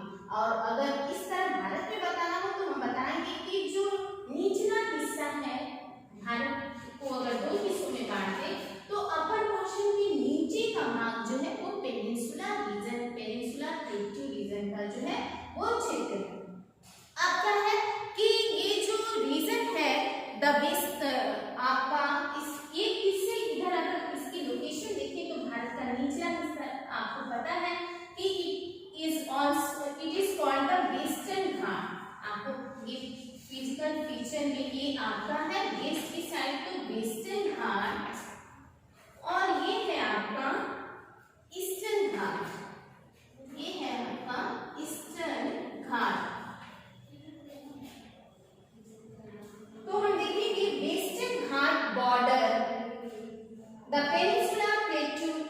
west and eastern Ghat border the peninsular plateau in the east।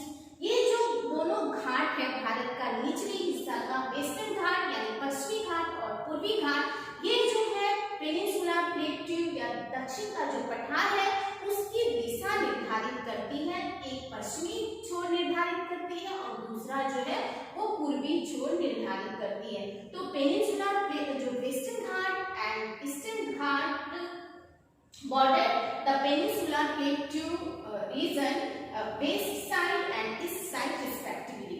अब क्या है, अगर हम इस रीजन के विषय में देखें तो ये रीजन जो है ये क्या है, it is the oldest land mass of the India. अगर भारत में पूछा जाए आपसे कभी प्रश्न कि भारत का सबसे पुराना हिस्सा कौन सा है, तो कौन सा है, it is the oldest land mass of the world. कौन, तो पेनिनसुलर प्लेट्यू, सदर्न प्लेट्यू और Deccan plateau is the oldest landmass of the India. ये भारत का सबसे पुराना, सबसे प्राचीन जो है लैंडमास है, ओल्डेस्ट लैंडमास है। क्या फिर it is made up of ancient crystalline एडमिसिस एंड मेटामॉर्फिक रॉक। अगर हमने इसके पहले जो major landform of the earth जिसमें माउंटेन्स के जब पार्ट्स पढ़ाए थे, जिसमें आपको बताया था वॉल्केनिक इरप्शन के बारे में, तब मैंने आपको बताया था कि भारत का जो दक्कन का पठार है, डेक्कन प्लेट्यू या पेनिनसुलर प्लेट्यू, इस रीजन का निर्माण जो है वो वॉल्केनिक इरप्शन से हुआ है। किससे हुआ है, तो वॉल्केनिक इरप्शन से इस रीजन का फॉर्मेशन हुआ है। किससे किससे, अगर रॉक्स पूछा जाए तो इग्नियस एंड मेटामॉर्फिक रॉक यानी आग्नेय और रूपांतरित चट्टान दोनों के से इस जो भाग है भारत का दक्कन का पठार या दक्षिण का पठार, उसका निर्माण हुआ है। वॉल्केनिक इरप्शन यानी करोड़ों वर्ष पहले इस रीजन में वॉल्केनिक इरप्शन हुआ करते थे, जिससे निकलने वाली मैग्मा जो आपके एयर के कांटेक्ट में जो लावा में कन्वर्ट हो जाता है, उसके एसिड से इस लैंडमास का निर्माण हुआ है। तो ये भारत की सबसे एंशिएंट और ओल्डेस्ट लैंडमास है। अब यहाँ पे अगर बात करें तो ये जो रीजन है ये भारत के लिए फिजिकल फीचर में एक वरदान के रूप में है कि भारत में जो भारत है, India, as you know that India is rich in minerals. जो भारत है वो क्या है, खनिज के उत्पादन में भारत का भी विश्व में अग्रणीय स्थान है। तो उसमें जो है आपका जो डेक्कन का रीजन है, ये सदर्न प्लेट्यू, यही भारत के लिए वरदान है, क्योंकि यहाँ पे सबसे ज्यादा मिनरल का उत्पादन होता है। प्रोडक्शन जो मिनरल्स का होता है इस रीजन में सबसे ज्यादा होता है। इसमें कौन कौन से प्लेट्यूज हैं, तो डेक्कन मालवा, छोटा नागपुर प्लेट्यू, विंध्य रेंज, आप बुंदेलखंड कह सकते हैं, रुहेलखंड, ये जितने प्लेट्यूज रीजन है ये हमारे पेनिनसुलर प्लेट्यू रीजन में ही आते हैं। और ये भारत में खनिज संपदा का ये जो क्षेत्र है वो भंडार है, यहाँ से बहुत से खनिज मिलते हैं भारत को, जिसमें भारत जो है मैंगनीज ले लीजिए, माल्टा ले लीजिए, आयरन ले लीजिए, फिर टीन, जो भी कोयला, तो ये रीजन जो है वो खनिजों के लिए प्रसिद्ध है भारत में।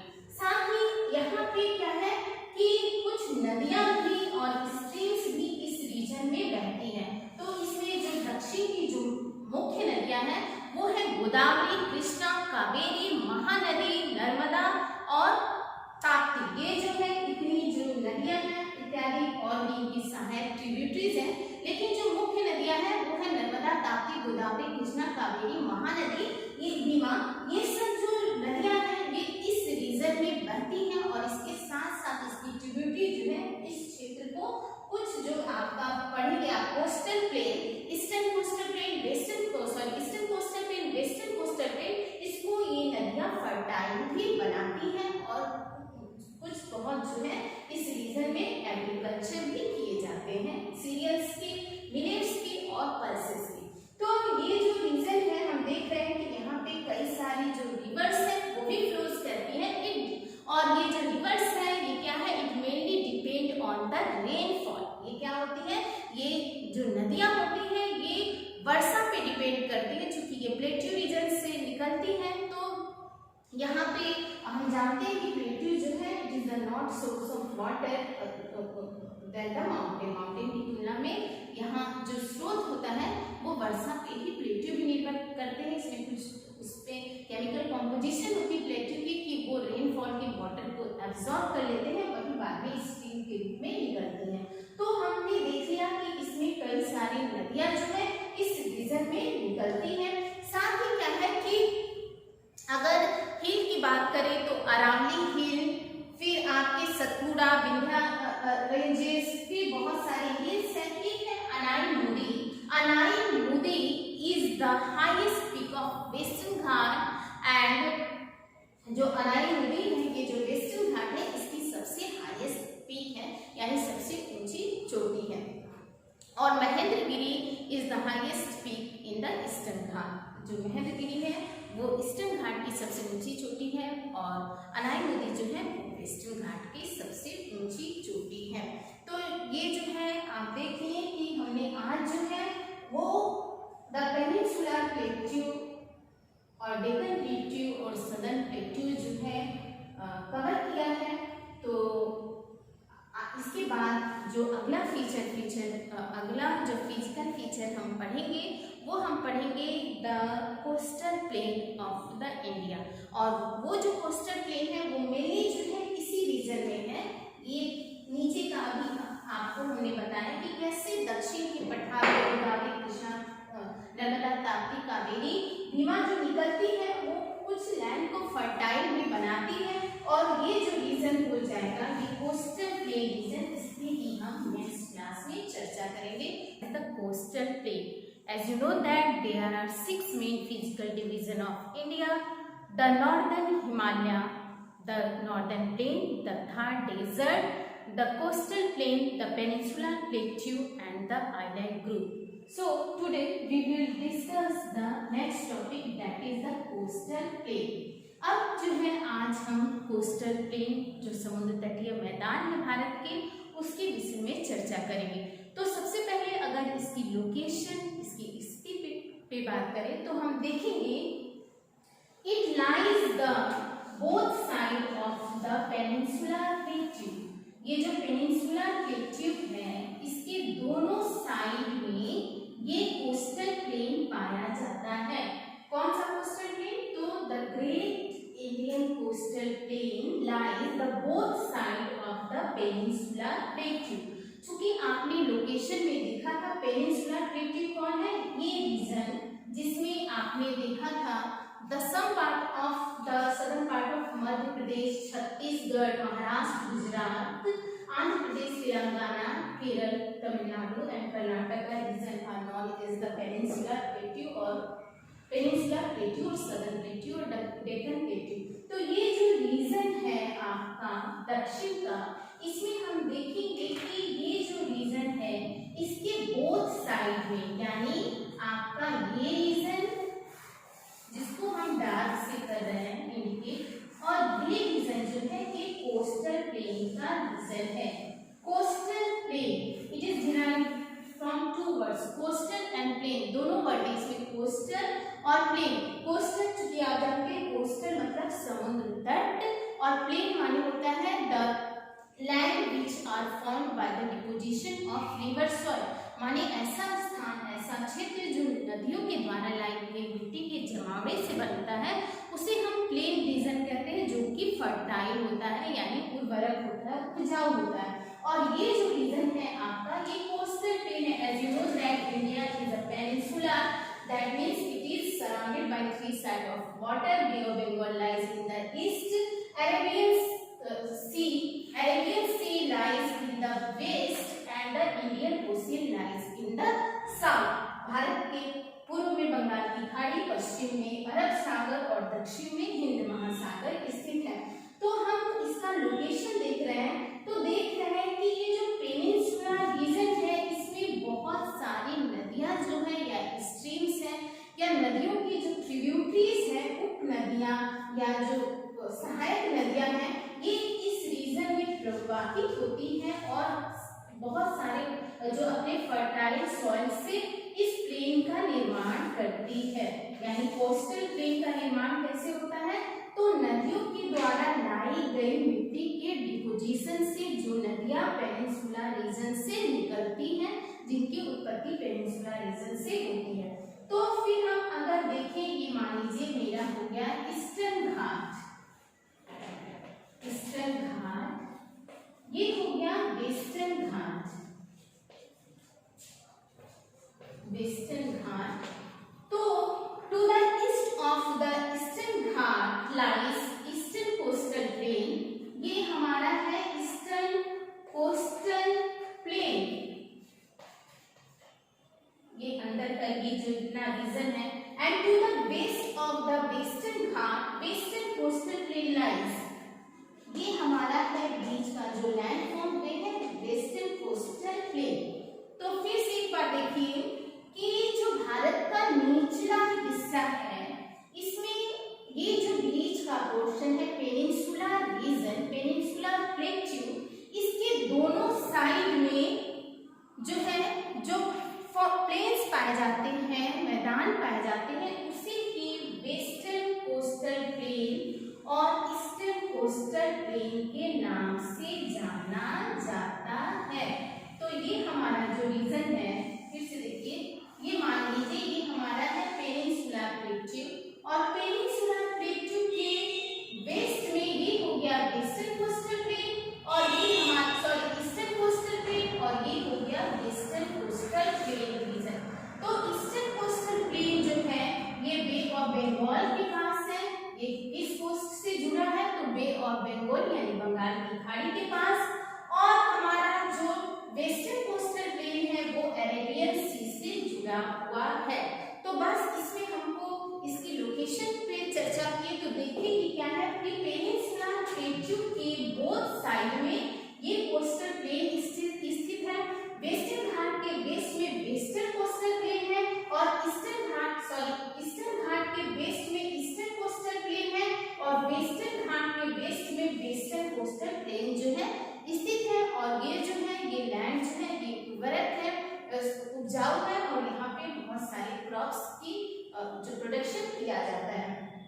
अगर इसके फैलाव के बारे में बात करें, इसके एक्सटेंशन स्टेजेस के बारे में, तो हम देखेंगे कि इट स्टेजेस फ्रॉम जो हमारा ईस्टर्न घाट है ये कहाँ से कहाँ तक फैला हुआ है, तो it stages from Sundarban, Sundarban जो कि आप जानते हैं कि इस प्लेस पे जो गंगा ब्रह्मपुत्र जो है एक बड़े विश्व के सबसे बड़े डेल्टा का निर्माण करती है, जिसका नाम है गंगा ब्रह्मपुत्र डेल्टा और सुंदरबन डेल्टा।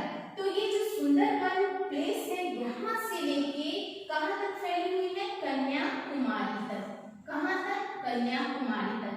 ईस्टर्न घाट जो है it stretches from Sundarban to Kanyakumari, और अगर बात करें वेस्टर्न घाट की तो it stretches from Maharashtra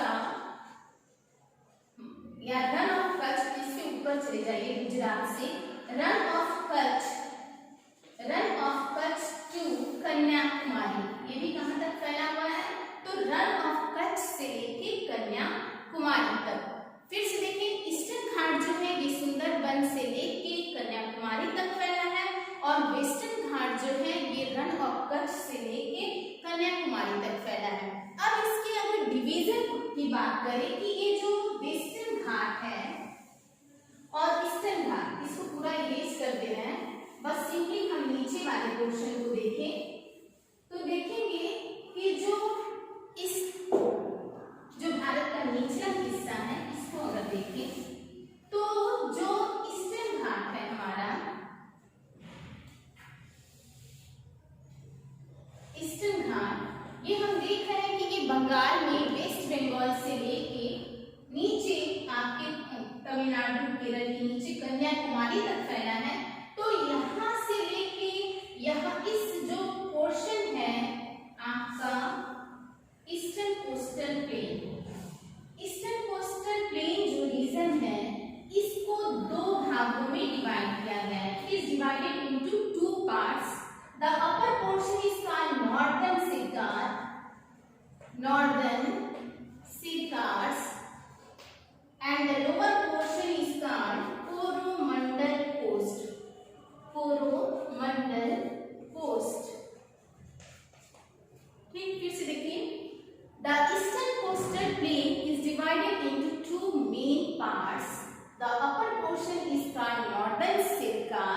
and the lower portion is called Coromandel coast. जो बंगाल और थोड़ा सा उड़ीसा तक का जो क्षेत्र आता है वो नॉर्दर्न सिकार में आता है और नीचे का जो पोर्शन है वो कोरोमंडल के नाम से जाना जाता है, कोरोमंडल तक से।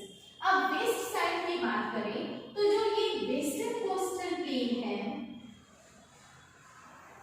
वेस्टर्न कोस्टल प्लेन जो है ये कहां से है, तो ये रण ऑफ कच्छ यानी गुजरात के रण ऑफ कच्छ से लेके महाराष्ट्र होते हुए गोवा तक के जो पोर्शन है, Goa it is the smallest state of the India, आप जानते हैं। और यहाँ से लेके रण ऑफ कच्छ से लेके गोवा तक के रीजन को कोंकण कोस्ट कहते हैं, कोंकण कोस्ट क्या कहते हैं, तो रण ऑफ कच्छ यानी गुजरात से लेके गोवा तक, गुजरात से लेके गोवा तक के रीजन को कोंकण कोस्ट कहते हैं। फिर गोवा से लेके कर्नाटक, कर्नाटक तक के रीजन को कन्नड़ कोस्ट कहते हैं। गुजरात, गोवा से लेके कर्नाटक तक के रीजन को कन्नड़ कोस्ट कहते हैं और कर्नाटक से लेके केरल तक के रीजन को कहते हैं मालाबार कोस्ट,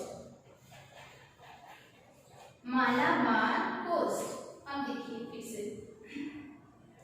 अगर हम बात करें इसकी जो विभाजन की, तो हम देखेंगे कि जो पूर्वी समुद्र तटीय मैदान है ईस्टर्न कोस्टल प्लेन, उसको दो भागों में बांटा गया है। Upper portion is called northern Circar and the lower portion is called आपका कोरोमंडल कोस्ट। उसी तरह the western coastal plain is divided into three main parts. सबसे पहले जब देखेंगे तो run of Kutch to Goa is called Konkan coast, Goa to Karnataka is called Kannada coast and from Karnataka to Kerala is called Malabar coast. तो generally हम इधर के पोर्शन को मालाबार कोस्ट कह देते हैं और इधर के पोर्शन को कोरोमंडल कोस्ट कहते हैं। अगर कोरोमंडल कोस्ट है तो ईस्टर्न घाट की बात हम कर रहे हैं, अगर मालाबार कोस्ट है तो वेस्टर्न घाट की हम बात कर रहे हैं। लेकिन इसकी जो डिवीजन किया गया है, इसके लोकेशन, एक्सटेंशंस और इसके स्टिचेस के आधार पे, तो इस तरह इसकी स्थिति या प्रसार या जो प्रसार क्षेत्र है वो हम बता सकते हैं। कोस्टल प्लेन, प्लेन चूंकि ये नदियों के द्वारा लाए गए डिपोजिशन से बना है, तो ये प्लेन रीजन है, फर्टाइल लैंड है और साथ ही ये कोस्टल पार्ट है या समुद्र का क्षेत्र है। तो ये आपका हो गया बे ऑफ बंगाल यानी ईस्टर्न कोस्टल प्लेन किससे जुड़ा है, तो बे ऑफ बंगाल बंगाल की खाड़ी से, और वेस्टर्न कोस्टल प्लेन जो जुड़ा है वो अरेबियन सी यानी अरब सागर से जुड़ा है। तो ये हमारा हो गया इसकी फैलाव। इसकी उपयोगिता पे देखेंगे तो हम देखेंगे कि भारत में जो द ग्रेट नॉर्दर्न प्लेन है जहाँ पे पॉपुलेशन ज्यादा है, आपने पढ़ा कि it is the populous region of the India, Bharat का ये जो है अधिक जनसंख्या वाला राज्य क्षेत्र है। साथ ही साथ क्या है कि ये जो है यहाँ पे बहुत सारे जो साइंटिफिक टेक्नोलॉजी है, इंफ्रास्ट्रक्चर है, वो ज़्यादा डेवलप किए जा सकते हैं इस रीजन में और बहुत सारे सीरियल्स क्रॉप्स जो हैं वो प्रोड्यूस किए जा सकते हैं। ठीक उसी की तुलना में अगर सदर्न के इस रीजन को देखें तो सदर्न का भी एक पार्ट भारत को एग्रीकल्चर बनाने में इसका भी अपना एक महत्वपूर्ण स्थान है। यानी ये रीजन भी यहाँ पे हम देखेंगे तो कई सारे जो है पल्सेस और साथ ही साथ चावल का भी कर्नाटका में देखेंगे तो वेस्ट बंगाल की बात, वहाँ पे भी जो चावल का प्रोडक्शन होता है। साथ ही और भी कई सारे क्रॉप्स हैं जो इस रीजन में पल्सेस जो है मुख्यतः है, नारियल है, तो ये सब इस रीजन में उगते हैं। तो ये हमारा आपका हो गया कोस्टल प्लेन। तो आज जो है कोस्टल प्लेन, इसके बाद जो हम चर्चा करेंगे वो हमारा होगा eastern ghat and western ghat. चूंकि ये जो डिफरेंस है eastern ghat ghat and western ghat का ये जो है ये क्या है कि जनरली जो है ये इसी का पार्ट है, कोस्टल प्लेन का ही पार्ट है। आप देख रहे हैं कि ये जो रीजन है ये हमारा हो गया ईस्टर्न घाट, ईस्टर्न घाट, और ये पोर्शन है वेस्टर्न घाट। चूंकि ये वेस्ट की तरफ जो नदियां प्रवाहित होकर जो लैंड का निर्माण कर रही है वो वेस्टर्न घाट है, और जो ईस्ट की तरफ जो नदियां प्रवाहित करके जिस रीजन जिसका निर्माण कर रही है वो हमारा है ईस्टर्न घाट। तो ये जो है ये जो एनसीईआरटी में अपर क्लासेस में आप देखेंगे तो ये जो डिवीजन है इसी के अंतर्गत है कोस्टल प्लेन के। तो इसके बाद बस आपका एक जो फिजिकल फीचर बच गया है the island group. So student, now we will cover the next topic of India physical feature, that is the island group of India. As you know that there are 6 main physical division of India: the northern mountain or the Himalaya, the northern plain, the Great Indian Desert, the peninsular plateau, the coastal plain and the island group of India. तो आज हम जो है भारत के island यानी द्वीप के विषय में पढ़ेंगे कि भारत के पास कितने द्वीप है। तो there are 2 island group of India. यहाँ पे हम ग्रुप शब्द का प्रयोग करेंगे क्योंकि भारत के पास केवल एक 2 ही जो है वो आइलैंड नहीं है, बल्कि 2 से ज्यादा है कि ग्रुप में है, इसलिए हम कहेंगे there are 2 island groups of India. कौन कौन सा? तो यहाँ पे देखेंगे कि एक जो है आपका एक आइलैंड जो ग्रुप है वो कहाँ पे है? ईस्ट में है, और एक आइलैंड ग्रुप जो है वो कहाँ पे है? तो वेस्ट में। As you know that India is a peninsula, it is surrounded by 3 sides of water. आप जानते हैं कि peninsula, the landform which are surrounded by 3 sides of water is called peninsula. तो इंडिया क्या है? एक पेनिनसुलर है, यानी प्रायद्वीप है, यानी ये 3 साइड से पानी से घिरा हुआ है। कौन कौन सा? तो bay of Bengal lies in the east, bay of Bengal lies in the east, Arabian Sea lies in the west, and Indian Ocean lies in the south of the India. तो भारत क्या है? एक पेनिनसुला है, ये तीनों साइड से इसका जो निचला छोर है वो तीनों साइड से पानी से घिरा हुआ है, यानी समुद्र से घिरा हुआ है। तो क्या है? बंगाल, इसके पूर्व में बंगाल की खाड़ी, पश्चिम में अरब सागर और दक्षिण में हिंद महासागर है। और आइलैंड क्या है? तो ये है आइलैंड। अब आइलैंड के कंसेप्ट को हम समझेंगे कि आइलैंड होता क्या है। तो island means the land which is surrounded by all side of water. ये क्या होते हैं? ऐसे लैंडफॉर्म होते हैं, ऐसे भूखंड या भूभाग होते हैं जो चारों साइड से पानी से घिरे होते हैं। अब ये आप देख सकते हैं इसकी लोकेशन, तो ये कहाँ है? ये जो है ये एक आइलैंड है, भारत का आइलैंड ग्रुप है जिसका नाम है अंडमान एंड निकोबार। क्या नाम है? Andaman and Nicobar. Nicobar island groups, Andaman and Nicobar island groups lies in the bay of Bengal. ये कहाँ पे है? तो ये अंडमान निकोबार बंगाल की खाड़ी में स्थित है, भारत के पूर्व दिशा में। अब बात करते हैं दूसरे आइलैंड ग्रुप की। तो जो दूसरा आइलैंड ग्रुप है भारत का उसका नाम है Lakshadweep. It lies in the Arabian sea. देख रहे हैं इसका क्या नाम है? Lakshadweep. It lies in the Arabian sea. ये कहाँ पे है? तो अरब सागर में स्थित है, भारत के पश्चिम में। तो इस तरह हमने जाना there are 2 island groups of India, Andaman Nicobar and Lakshadweep island groups. अब है कि ये जो अंडमान निकोबार है इसमें देखेंगे तो कई सारे आइलैंड मौजूद हैं, कई सारे, क्योंकि ये छोटे होते हैं, ये लैंडफॉर्म बहुत छोटे हैं, और साथ ही यहाँ की पॉपुलेशन जनसंख्या है वो बहुत कम है, इसलिए इसके पूरे समूह को अंडमान एंड निकोबार नाम दिया गया है। अगर इसकी बात करें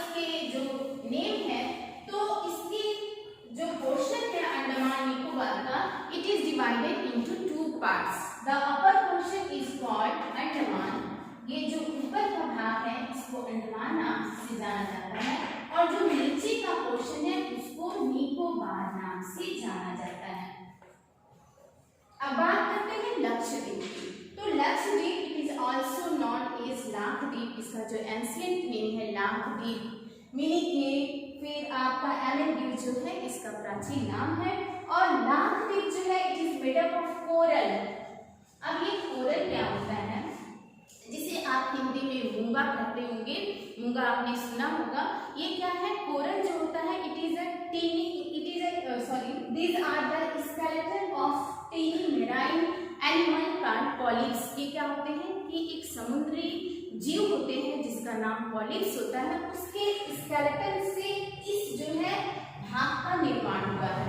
यानी कहने का मतलब है एक समुद्र में जीव होते हैं, कुछ जीव जिसका नाम है पॉलिप्स, वो जब मर जाते हैं तो वो समुद्र के नीचे जो बॉटम है उस पे जमा हो जाता है उसका स्केलेटन। फिर उसके बाद फिर पॉलिप्स मरते हैं, वो भी उसके ऊपर जमा होते जाते हैं। इस तरह उसके रॉकी फॉर्मेशन से करोड़ों वर्ष बाद जो है वो एक लैंड फॉर्म में चेंज हो जाता है। तो इस तरह की लक्षद्वीप जो है, ये भाग जो है लक्षद्वीप, ये कोरल के यानी पॉलिप्स के स्केलेटन के जमाव से बना है, उसके रॉकी फॉर्मेशन से इस लैंड फॉर्म का निर्माण हुआ है।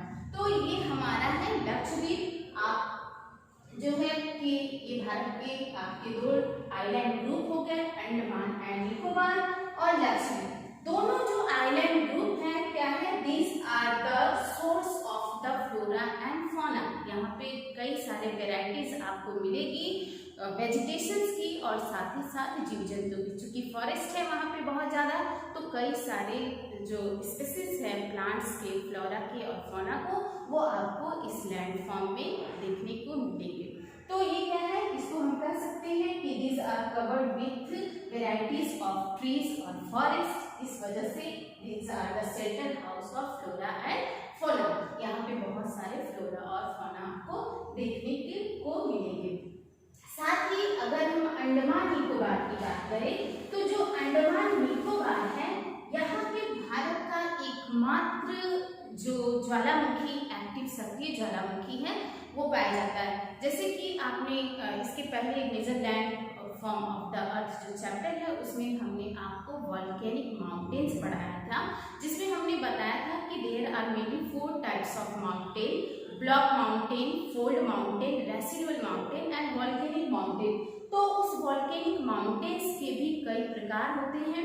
एक ऐसा प्रकार होता है जिसमें हमेशा जो कभी भी जो है वो ज्वालामुखी फूट सकता है, यानी नीचे से मैग्मा जो है वो प्लेट्स को, पृथ्वी की क्रस्ट को तोड़ के बाहर आ सकती है। तो इस वजह से यहाँ जो है ये एक जो आइलैंड है अंडमान निकोबार, यहाँ पे Barren island is the one only active volcano in the India. Bharat का एकमात्र सक्रिय ज्वालामुखी कहाँ पाया जाता है? भारत में अगर कभी क्वेश्चन पूछा जाएगा कि भारत का एकमात्र सक्रिय ज्वालामुखी किस जगह पे पाया जाता है, तो वो है अंडमान निकोबार, और उस जगह का नाम है बैरन आइलैंड। क्या नाम है? बैरन आइलैंड। ये क्या है? यहाँ पे एक्टिव वॉल्केनो है।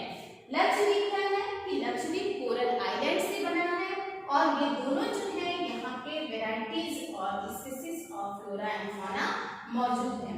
तो इस तरह हमने आज अगर इसके लोकेशन भी हमने देख लिया कि ये जो है ये ईस्टर्न साइड में है और ये वेस्टर्न साइड में है, और it lies in the bay of Bengal, it lies in the Arabian sea. तो इस तरह हमने आज जो है जो इंडिया का जो लास्ट फिजिकल फीचर है उसको कंप्लीट किया।